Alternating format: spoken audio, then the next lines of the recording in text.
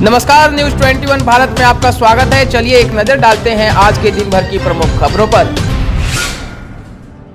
आज सरला बिरला में कुलपति प्रोफेसर गोपाल पाठक की अध्यक्षता में टॉप 50 इमर्जिंग टेक्नोलॉजी टॉपिक पर राष्ट्रीय वेबिनार का आयोजन किया गया, जिसमें मुख्य वक्ता Frost and Sullivan California US के ग्लोबल प्रेसिडेंट सह मैनेजिंग पार्टनर श्री अरुण जुत्सी ने कहा कि आज पूरी दुनिया आधुनिक इमर्जिंग टेक्नोलॉजीज के कारण बदलाव के दौर से गुजर रही है। जिंदगी में जितने बदलाव 100 वर्षों में नहीं हुए होंगे, उससे अधिक पिछले 20 वर्षों में हो गए हैं, और जितने बदलाव पिछले 20 वर्षों में नहीं हुए हैं, उससे अधिक बदलाव आने वाले 7-8 वर्षों में हो जाएंगे। इसके साथ ही उन्होंने कई अन्य टेक्नोलॉजी के बारे में भी चर्चा की। वेबिनार की अध्यक्षता कर रहे विश्वविद्यालय के कुलपति प्रोफेसर गोपाल पाठक ने कहा कि आधुनिक युग तकनीकी का युग है, जिसमें सभी को वर्तमान के साथ साथ भविष्य में प्रयोग होने वाले टेक्नोलॉजी के साथ स्वयं को अनुकूल बनाना होगा।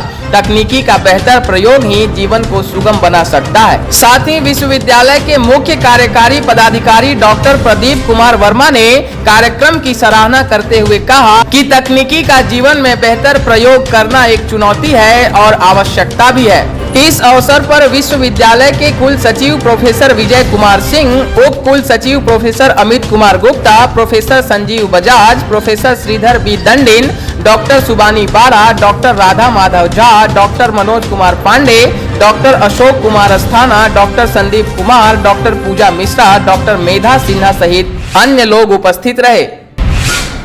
आज काशी में प्रधानमंत्री नरेंद्र मोदी का मेगा रोड शो जबरदस्त तरीके से संपन्न हुआ। 2014, 17 और 19 के बाद काशी में यह पीएम मोदी का चौथा रोड शो था। सबसे पहले उन्होंने मलदीहा चौराहा स्थित सरदार वल्लभ भाई पटेल की प्रतिमा पर माल्यार्पण किया। इसके बाद उन्होंने मलदीहा से गौदोलीहा चौराहे तक 3 किलोमीटर लंबा रोड शो किया और शहर के भाजपा प्रत्याशियों के लिए मतदाताओं से वोट मांगा। इसी बीच वह श्री काशी विश्वनाथ धाम में दर्शन और पूजा करने भी पहुंचे। रूस यूक्रेन के बीच आज 9वें दिन भी जंग जारी है। इसी बीच रूसी सेना ने यूक्रेन के जपोजीरिया न्यूक्लियर प्लांट पर कब्जा कर लिया है। इसके पहले यहां गोलीबारी हुई थी, जिससे प्लांट में आग लग गई थी। वहीं चेरनीहिव में 24 घंटों से रूसी सैनिक हवाई हमले कर रहे हैं, जिसमें कई लोगों के मौत की खबर मिल रही है। यूएस प्रेसिडेंट बाइडेन के रूस से बात करने के बाद जपोजीरिया में इमरजेंसी रिस्पॉन्ड को अंदर जाने की परमिशन मिल चुकी है। यूएस के वरिष्ठ अधिकारियों के मुताबिक अभी तक प्लांट से रेडिएशन लेवल बढ़ने का कोई संकेत नहीं दिखा है। वे बारीकी से इसकी निगरानी कर रहे हैं। एक और जहां यूक्रेन में फंसे लोगों को लाने के लिए भारत पुरजोर कोशिश कर रहा है, वहीं दूसरी ओर यूक्रेन में फंसे छात्रों को सुरक्षित लाने के लिए सुप्रीम कोर्ट में 2 याचिकाएं भी दायर की गई है, जिसकी सुनवाई आज चीफ जस्टिस एमवी रमना, न्यायमूर्ति बोपन्ना और हेमा कोहली की बेंच ने शुरू की। बेंच ने अटॉर्नी जनरल की दलीलें सुनने के बाद मामले की सुनवाई अगले शुक्रवार यानी 11 मार्च तक के लिए स्थगित कर दी है। कांग्रेस के पूर्व अध्यक्ष राहुल गांधी आज वाराणसी पहुंचे, जहां उनकी बहन प्रियंका गांधी वाड्रा पहले से ही मौजूद है। जिसके बाद दोनों भाई बहन करीब 1 किलोमीटर पैदल चलकर काशी विश्वनाथ मंदिर पहुंचे। वहां पूजा अर्चना करने के बाद दोनों नेता चुनावी सभा को संबोधित करने के लिए पिंडरा विधानसभा के फूलपुर पहुंचे।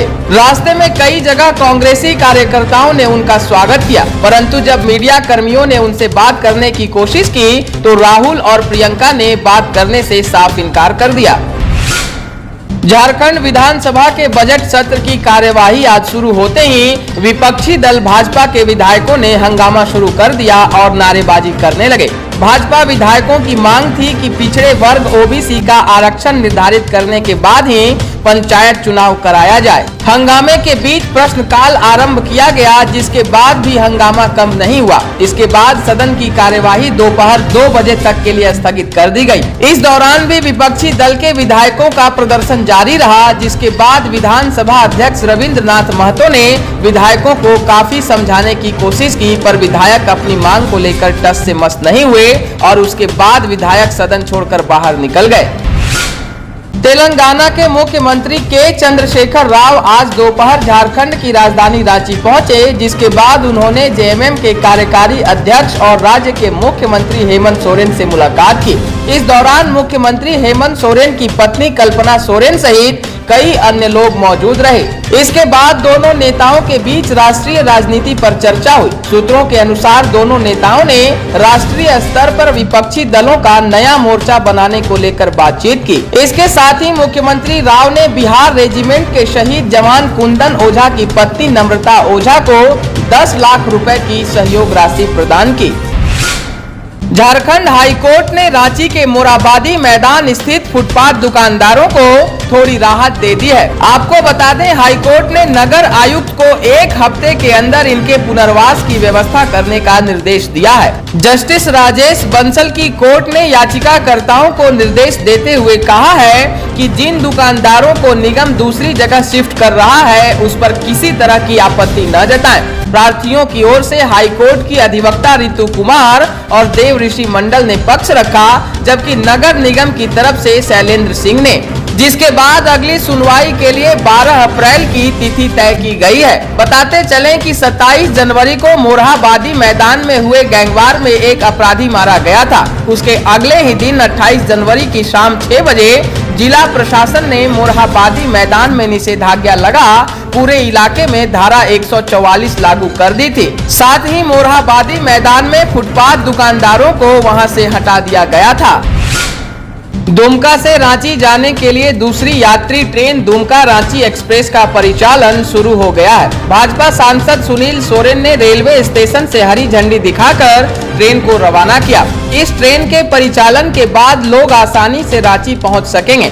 5 मार्च से यह ट्रेन प्रतिदिन अपने निर्धारित समय सुबह 3:30 पर दुमका से खुलेगी। वहीं रांची से यह ट्रेन दुमका के लिए दोपहर 1:20 पर खुलेगी। दुमका सांसद सुनील सोरेन ने कहा कि दिन में रांची जाने के लिए दुमका से किसी तरह की सेवा नहीं थी। बस नहीं चलने से शाम के पहले कोई व्यवस्था नहीं थी। अब ऐसा नहीं होगा, दिन में भी लोग सेवा ले सकेंगे। उन्होंने कहा कि जल्द ही दुमका से दिल्ली के लिए भी ट्रेनें चलेंगी।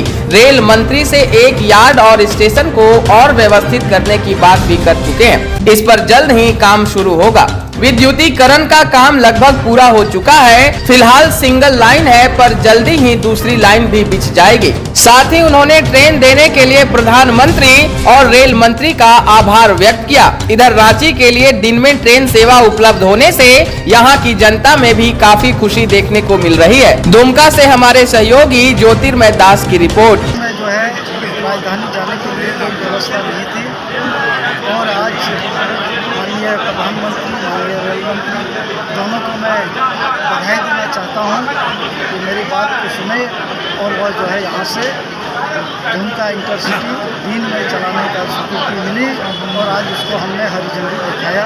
ये बहुत ही ऐतिहासिक दिन है और आने वाला समय आपको मैं बता देना चाहता हूँ कि बहुत जल्दी मैं दिल्ली के लिए भी यहाँ से ट्रेन देने के लिए हम प्रयासरत हैं और बहुत जल्दी यहाँ के लोगों को आज का जो ट्रेन यहाँ दुमका से राजधानी से रांची के लिए दूसरी ट्रेन जो है दुमका से दिया है। पहले तो हम संसद महोदय का बहुत बहुत धन्यवाद देना चाहते हैं। इसके बाद ये ट्रेन सिर्फ रांची और दुमका की बात ही नहीं है। अभी जितने भी छात्र जैसे दुमका से धनबाद एग्जाम देने के लिए जा रहे थे, उन लोगों को कहीं न कहीं 3 बजे भोरे निकलना पड़ रहा था यहाँ से एग्ज़ाम देने के लिए।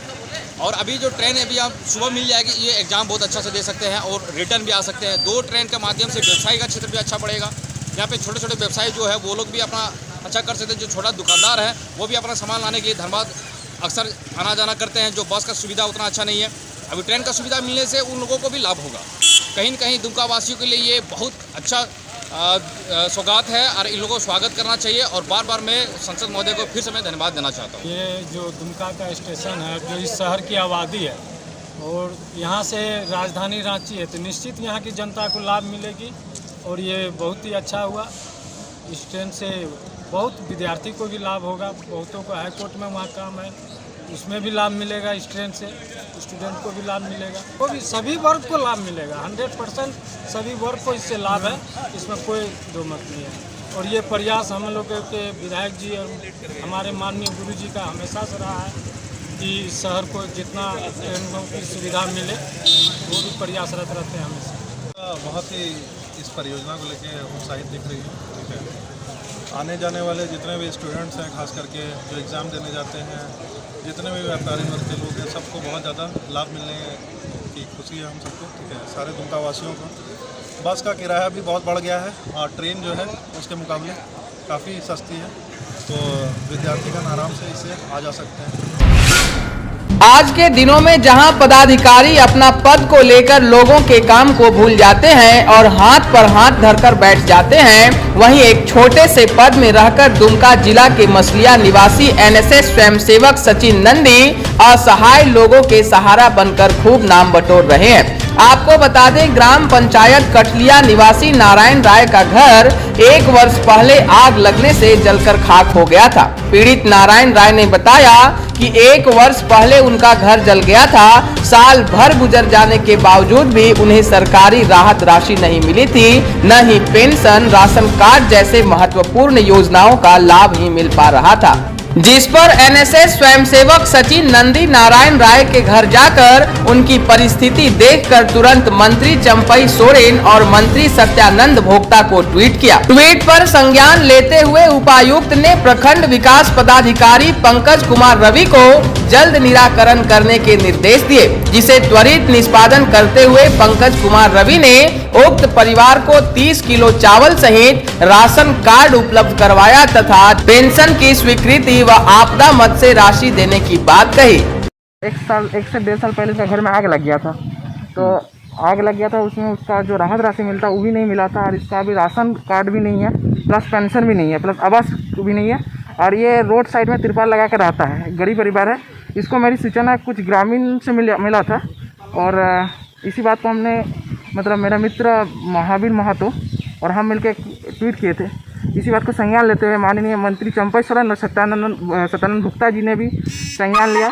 इसका पेंशन स्वीकृत हो गया, उसका राशन कार्ड भी बन गया, और इसका जो राहत राशि मिलना था लगभग 90,000 के करीब इसको मिला गया। और इसी बात को देखते हुए हम मंत्री जी से यह कहना बहुत बहुत धन्यवाद बोलना चाहते हैं। और हम लोग का एनएसएस का एक ही नियम है, सेवा ही धर्म है, और हम तो मात्र एक जरिया हैं, करने वाला कोई अलग ही है।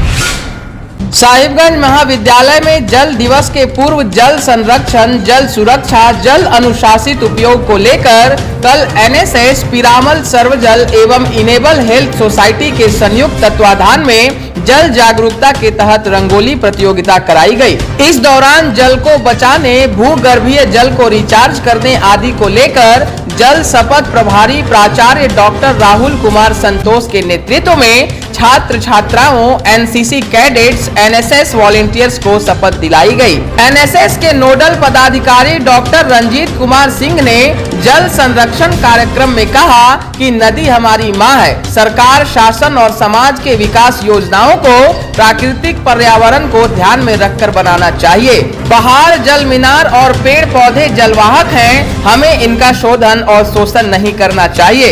इसके साथ ही पिरामल सर्वजल एवं इनेबल हेल्थ सोसाइटी के विभिन्न विकास कॉल एग्जीक्यूटिव ने जल संरक्षण को लेकर सभी को जागरूक किया। कार्यक्रम के दौरान बीएड के अध्यक्ष डॉक्टर डेविड, नितिन कुमार, नलिन विलोचन एवं बीएड के दर्जनों छात्र उपस्थित रहे।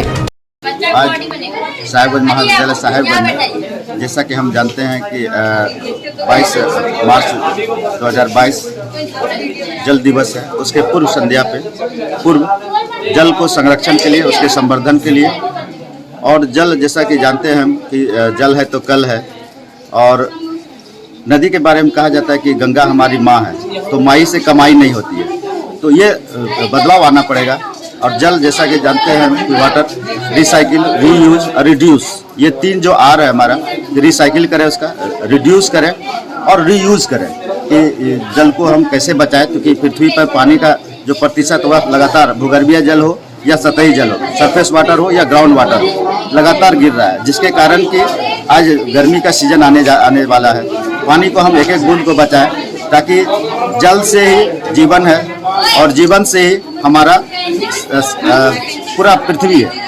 तो इसीलिए आज के दिन यह संदेश हमारे देख रहे हैं कि हमारे स्टूडेंट्स, हमारे साहिबगंज महाविद्यालय के और एनएसएस और परिमल जो सर्वजल है एवं इनेबल हमारा जो हेल्थ केयर को लेकर के चले हैं कि परिमल फाउंडेशन के द्वारा कि जल को संरक्षण किया जाए, उसके लिए उन्हीं के माध्यम से ये एक प्रतियोगिता कराई जा रही है, जिसमें कि देख रहे हैं कि हमारे कॉलेज के बच्चे भाग ले रहे हैं। और इसका एक ही संदेश है, एक ही मकसद है, एक ही उद्देश्य है कि हम हर समय एक चिंता जरूर करें कि अपने जल को सुरक्षित करें, क्योंकि 5 जीवन के जो 5 तत्व है उसमें जल सबसे प्रमुख है।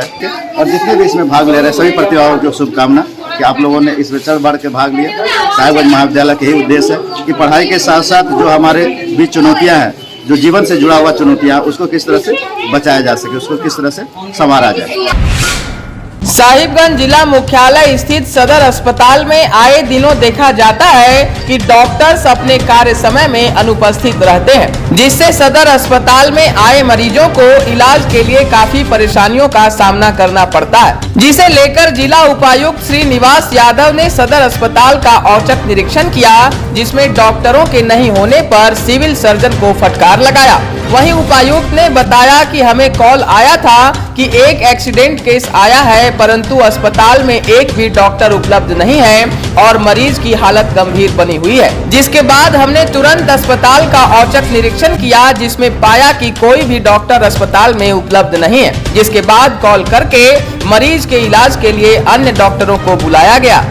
11:30 के आसपास जी सर 104 से कुछ एक्सीडेंटल केस लेकर आए थे, तो किसी ने फ़ोन किया कि सर डॉक्टर है ही नहीं हॉस्पिटल में और क्रिटिकल केस। अभी जब हम पहुंचे हैं तब एक डॉक्टर व्यवस्था के लिए बुलाया गया है। जो डॉक्टर ड्यूटी में है वो दोनों एब्सेंट। खबरों की नई अपडेट पाने के लिए आप देखते रहें न्यूज़ 21 भारत। अगर आपके पास भी कोई खबर हो जो आप हम तक पहुंचाना चाहते हैं तो 7295081412 नंबर पर भेज सकते हैं। नमस्कार।